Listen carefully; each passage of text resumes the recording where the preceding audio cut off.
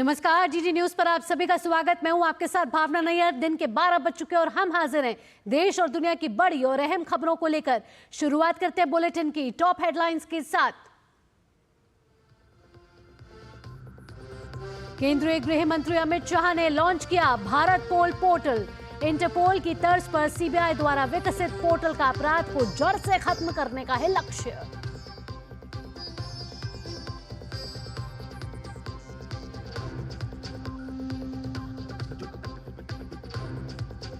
6.8 तीव्रता वाले भूकंप से तिब्बत में तबाही। अब तक 53 लोगों की मौत की खबर। नेपाल में भी 7.1 तीव्रता के भूकंप से दहशत।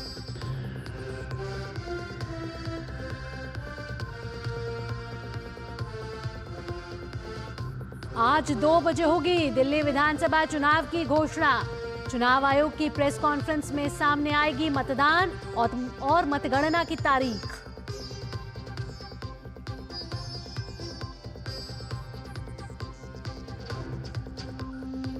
देश में एचएमपीवी के ताजा हालात और उपायों की स्वास्थ्य मंत्रालय ने की समीक्षा। सांस से जुड़ी बीमारियों में कोई उछाल नहीं। राज्यों को निवारक उपायों के बारे में जागरूकता बढ़ाने की सलाह।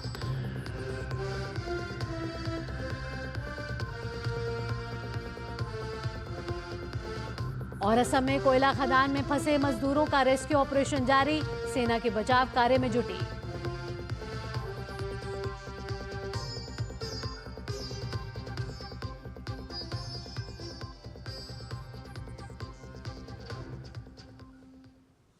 और अब खबरें विस्तार से। केंद्रीय गृह एवं सहकारिता मंत्री अमित शाह ने सीबीआई की ओर से विकसित भारत पोल पोर्टल का नई दिल्ली में शुभारंभ किया। यह पोर्टल प्रधानमंत्री नरेंद्र मोदी के नेतृत्व में केंद्र सरकार की ओर से देश की कानून प्रवर्तन एजेंसियों को सशक्त बनाने की दिशा में महत्वपूर्ण पहल है। केंद्रीय गृह मंत्री अमित शाह ने सीबीआई के 35 अधिकारियों को पुलिस पदक भी प्रदान किए।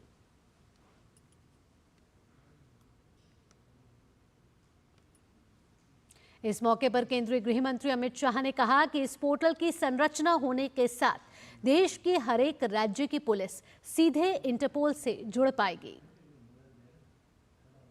भारत पोल हमारे देश के अंतर्राष्ट्रीय इन्वेस्टिगेशन को एक अलग युग में ले जाने वाली एक शुरुआत है। एक प्रकार से अब तक इंटरपोल के साथ काम करने के लिए एक ही एजेंसी नामित थी, सीबीआई।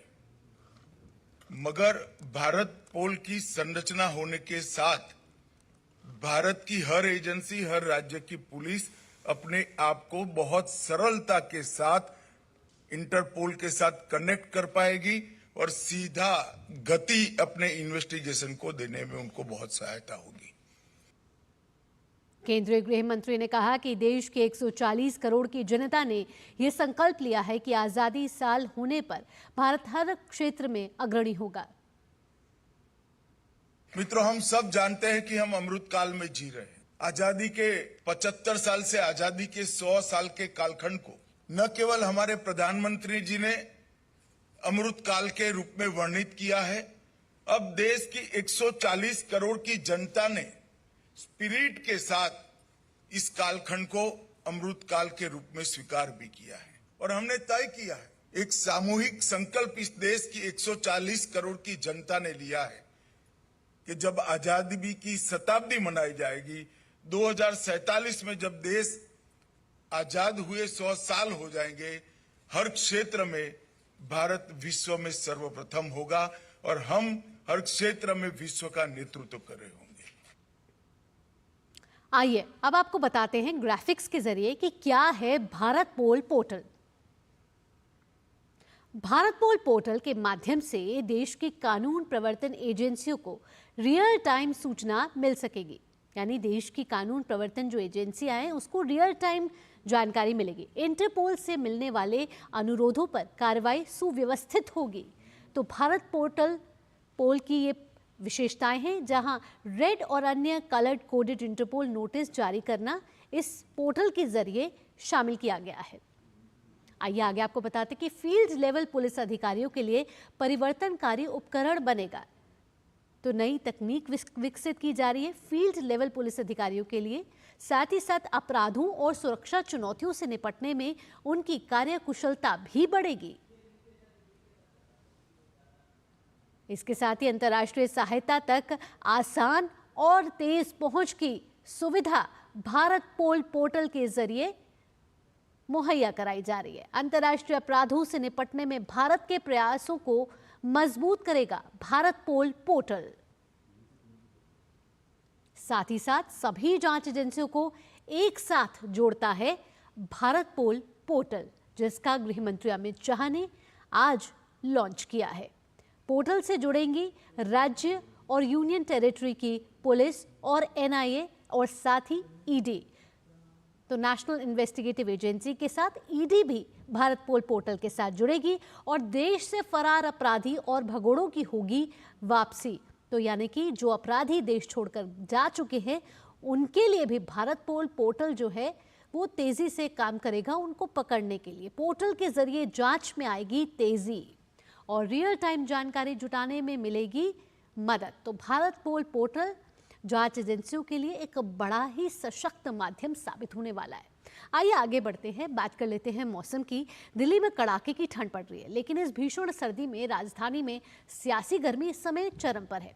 आज दोपहर 2 बजे चुनाव आयोग विधानसभा चुनाव की घोषणा कर देगा। 23 फरवरी को दिल्ली विधानसभा का मौजूदा कार्यकाल खत्म हो रहा है। पिछले 10 साल से दिल्ली में आम आदमी पार्टी की सरकार है, जिसे सत्ता से बेदखल करने के लिए बीजेपी ने एड़ी चोटी का जोर लगा दिया है। पिछले चुनाव में आपने 70 में से 62 पर कब्जा किया था, लेकिन इस बार आप बहुत बुरे तरीके से चारों ओर से घिर चुकी है।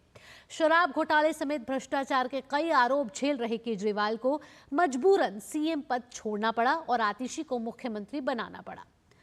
आम आदमी पार्टी 70 सीटों पर अपने उम्मीदवारों का ऐलान कर चुकी है, तो वहीं बीजेपी ने अभी 29 उम्मीदवारों का एक ही लिस्ट जारी की है, जबकि कांग्रेस 48 प्रत्याशियों की घोषणा कर चुकी है।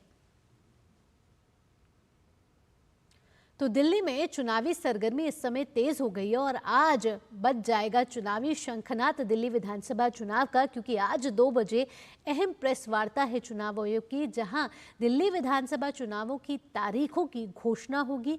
कब हो सकते हैं ये चुनाव, आज 2 बजे ये पता चल जाएगा। आपको बता दें कि दिल्ली विधानसभा की जो विधानसभा है उसमें 70 सीटें हैं और त्रिकोणीय मुकाबला इस समय दिख रहा है और सभी राजनीतिक दल जो हैं इस समय एड़ी चोटी का जोर लगाते हुए नजर आ रहे। मुख्य चुनाव आयुक्त राजीव कुमार ने भी कहा है कि चुनाव आयोग आज प्रेस वार्ता करेगा। आज 2 बजे अनाउंसमेंट है इलेक्शन का दिल्ली के, तो आप उस पर देखिए। अभी 2 बजे बिल्कुल प्रेस कॉन्फ्रेंस होगी, उसी में सारे अनाउंसमेंट होंगे और इंतजार करिए बस। तो इंतजार है 2 बजे का, जब दिल्ली विधानसभा चुनाव की तारीखों की घोषणा चुनाव आयोग की तरफ से की जाएगी और उसके बाद बज जाएगा दिल्ली के विधानसभा चुनाव का चुनावी बिगुल। आइए आगे बढ़ते हैं। करोल बाग विधानसभा क्षेत्र से भाजपा उम्मीदवार दुष्यंत गौतम ने चुनाव आयोग द्वारा आज दिल्ली विधानसभा चुनाव की घोषणा किए जाने को लेकर कहा है कि हम पूरी मजबूती से चुनाव लड़ेंगे और आपदा सरकार को हटाने के लिए दिल्ली की जनता इस समय तैयार है। आपदा सरकार को हटाने के लिए एक एक जनमानस दिल्ली का तैयार है। किस प्रकार से घोटालों की ये दिल्ली बना दी गई, घाटे वाली दिल्ली बनाई गई, प्रदूषित दिल्ली बना दी गई।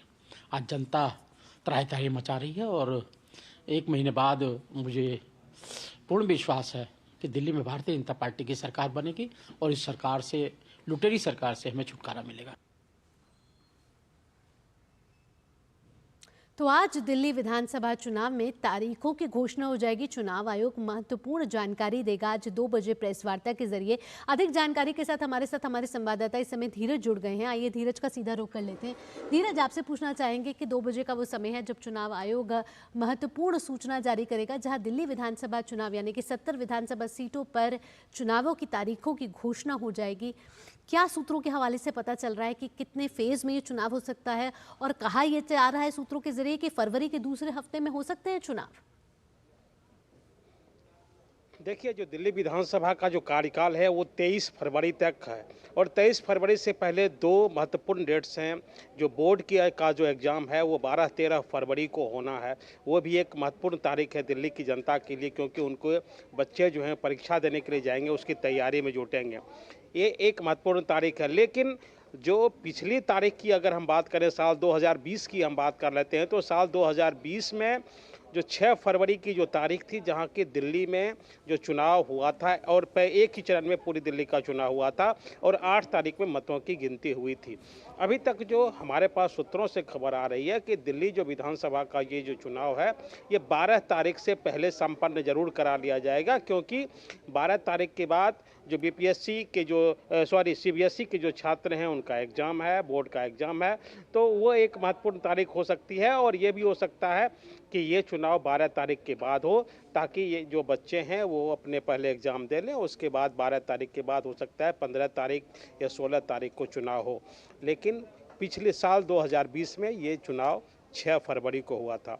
अब चुनाव आयोग जबकि 2 बजे प्रेस वार्ता को संबोधित करेंगे और तब वो अपने तारीखों का ऐलान करेंगे, तो अब से थोड़ी देर के बाद ये ज़रूर पता चल जाएगा कि आखिर चुनाव किस तारीख को होगा। जी, कल जो है अंतिम मतदाता सूची जारी की गई थी, जिसके बाद चुनावों की घोषणा का रास्ता अब साफ हो गया था और आज चुनाव आयोग महत्वपूर्ण जानकारी हम सबके साथ साझा करेगा 2 बजे और आज ही से ही आदर्श आचार संहिता भी लागू हो जाएगी। धीरज, मुकाबला इस समय कड़ा नजर आ रहा है, आरोप प्रत्यारोप का सिलसिला नजर आ रहा है, दिल्ली का चुनावी दंगल इस समय रोमांचक होता हुआ नजर आ रहा है।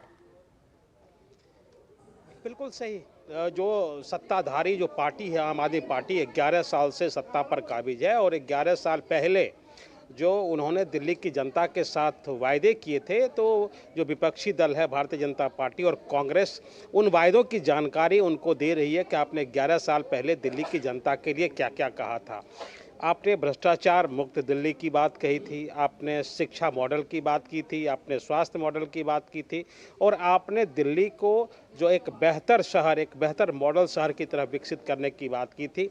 तो आपने जो सियासत में जो ईमानदारी की शुचिता लाने की बात कही थी आपने, तो उस शुचिता में ऐसा लग रहा है दिल्ली की जनता को आप खुद भ्रष्टाचार की दलदल में एक तरीके से फंसते नजर आ रहे हैं। क्योंकि जो कल ही भारतीय जनता पार्टी ने कहा है कि आपका ये जो शीश महल है ये भ्रष्टाचार का महल है, और जिसमें कि जो सीएजी के रिपोर्ट के हिसाब से ही अगर हम देखें तो जिसमें 70 से 75 करोड़ रुपये का खर्च आया है और आप अभी तक बता नहीं पा रहे हैं कि ये पैसा कहां से आया है। क्योंकि ये जो पैसा लगा है ये निजी पैसा अरविंद केजरीवाल का लगा हुआ है या पार्टी का पैसा है। ये जो शीश महल खड़ा किया गया है ये शीश महल दिल्ली के मुख्यमंत्री के लिए खड़ा किया गया है या ये अरविंद केजरीवाल के लिए निजी रूप से खड़ा किया गया था।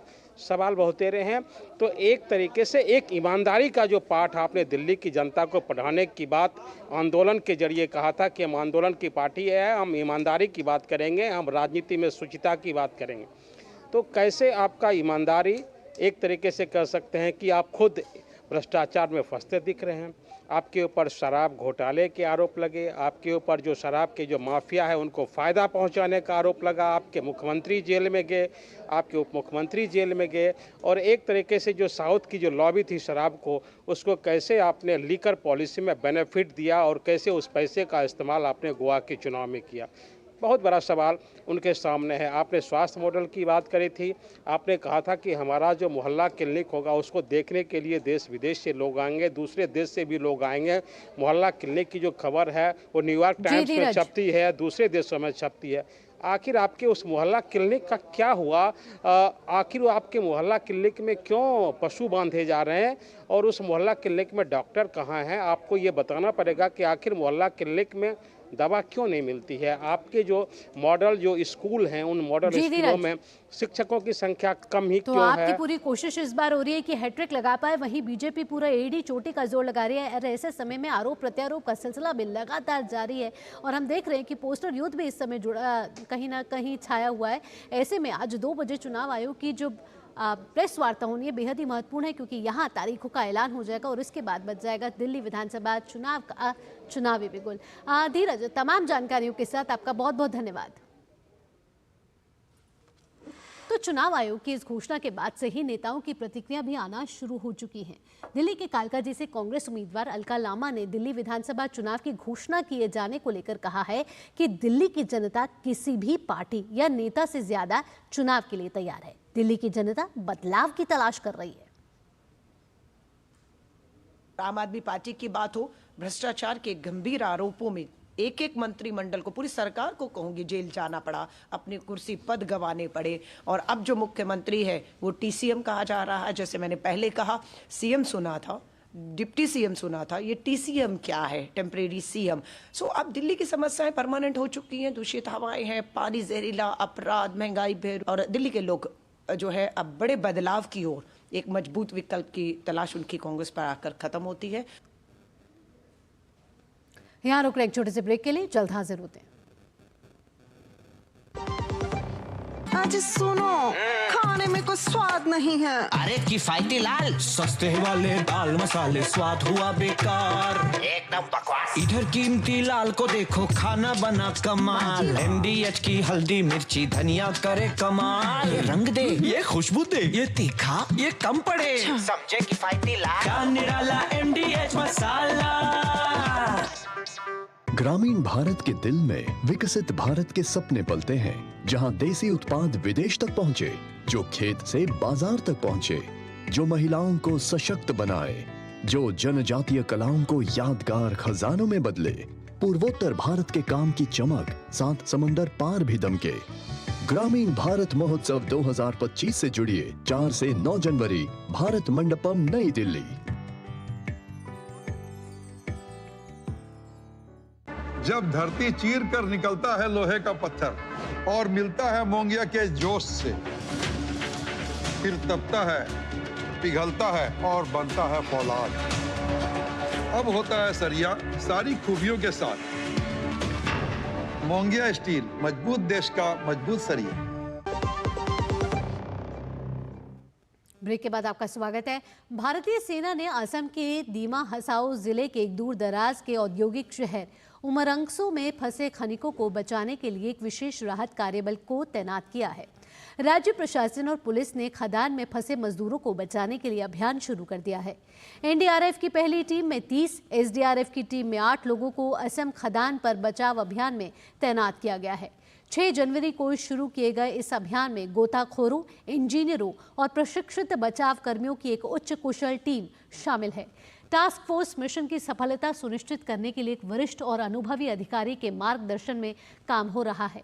साथ ही बचाव प्रयास की नाजुक और समय संवेदनशील प्रकृति को संभालने के लिए ऑपरेशन की सावधानी पूर्वक योजना बनाई गई है।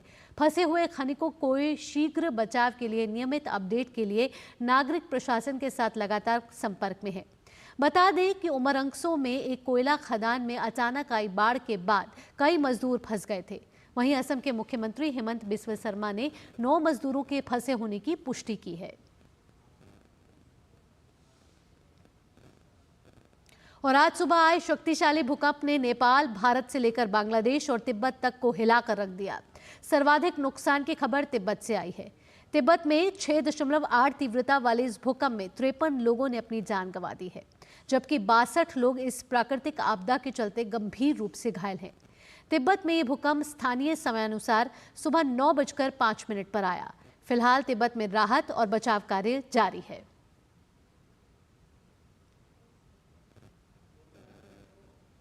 वहीं नेपाल के काठमांडू घाटी में भी झटके महसूस किए गए। नेपाल में भूकंप की तीव्रता रिक्टर स्केल पर 7.1 रही, जो नेपाल के लोबुचू से 93 किलोमीटर उत्तर पूर्व में था।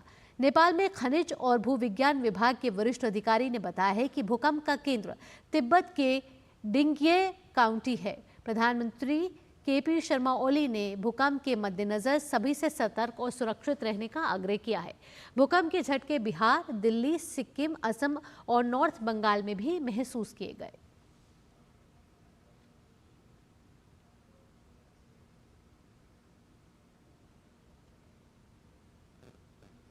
और अब बात एचएमपीवी वायरस की। देश में एचएमपीवी के ताज़ा हालातों, उपायों और प्रबंधनों को लेकर केंद्रीय स्वास्थ्य मंत्रालय ने समीक्षा बैठक की है। भारत में श्वसन संबंधी बीमारियों की वर्तमान स्थिति और चीन में एचएमपीवी मामलों में वृद्धि की मीडिया रिपोर्टों के बाद केंद्रीय स्वास्थ्य सचिव ने एचएमपीवी मामलों की स्थिति की समीक्षा करने के लिए कल वर्चुअल मोड में राज्यों और केंद्र शासित प्रदेशों के साथ बैठक की अध्यक्षता की। केंद्रीय स्वास्थ्य सचिव ने इस बात पर जोर दिया कि 2001 से विश्व स्तर पर मौजूद एचएमपीवी से जनता के लिए चिंता का कोई कारण नहीं है।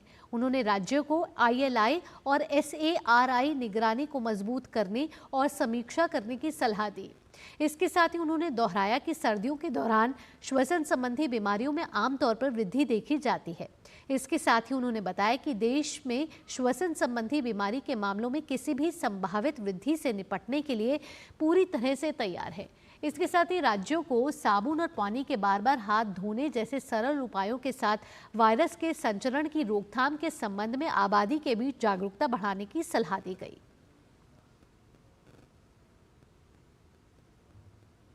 और अब बात दिव्य भव्य महाकुंभ की।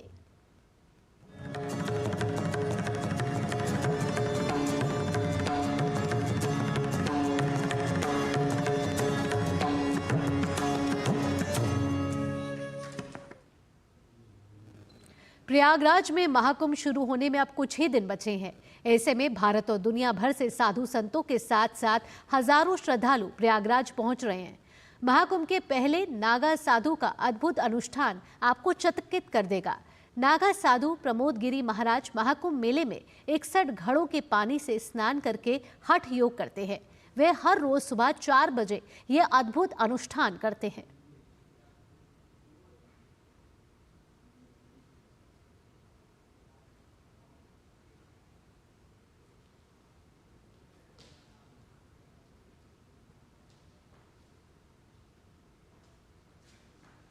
हम नागा लोग हैं, ये सन्यासी नागा है। हमारा तो जो है ये युगों युगों से तपस्या करना हमारा कर्म है। हम करते आए हैं, हमारे गुरु पूर्वों ने करते आए हुए, उस परंपरा को लेके हम भी आगे बढ़ रहे हैं और करते आए और करते रहेंगे। हाँ, अभी भी कर रहे हैं। रह गई बात मटके का स्नान का, तो रात को एक्चुअली ये 41 डेज का होता है, लेकिन यहाँ महाकुंभ मेले के अंदर जो है समय का और जगह का वो होने के वजह से हमने इसको 21 डेज का रख दिया। तो इसमें क्या अचानक जो है पहले दिन से ही 51 घड़े से जो है हमारा जलधारा चालू हुआ। रात को भर के रख देते हैं और सुबह आपके सामने आपने प्रक्रिया देखी, सब लोग मेरे ऊपर डालते हैं, मैं वहाँ बैठ जाता हूँ। उसको आप जलाभिषेक बोले। तो ये तो थी महाकुंभ से जुड़ी खबरें। आइए अब आपको दिखाते हैं कि कैसे छत्तीसगढ़ की बीजेपी सरकार ने औद्योगिक विकास के साथ साथ टूरिज्म पर कैसे फोकस किया है। पिछले 1 साल में राज्य सरकार द्वारा प्रदेश की कई खास जगहों को पर्यटक स्थल के रूप में विकसित कर रही है। देखिए डीडी न्यूज की छत्तीसगढ़ से ये खास रिपोर्ट। पर्यटकों को लुभा रही है छत्तीसगढ़ के बांध की खूबसूरती।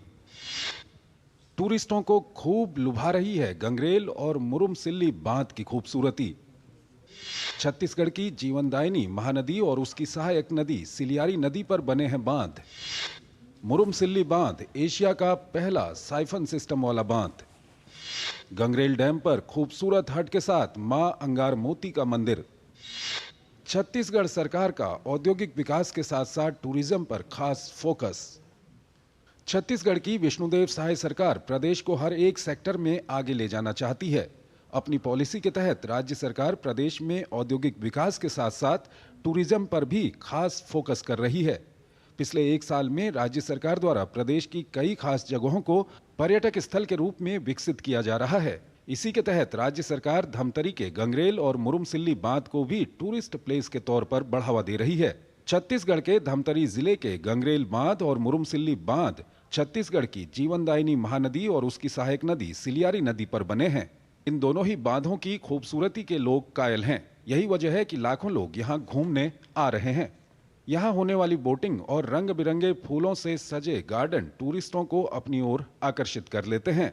इसके साथ ही यहाँ गंगरेल डैम पर खूबसूरत हट बने हुए हैं। इसके अलावा यहाँ मां अंगार मोती का मंदिर भी है।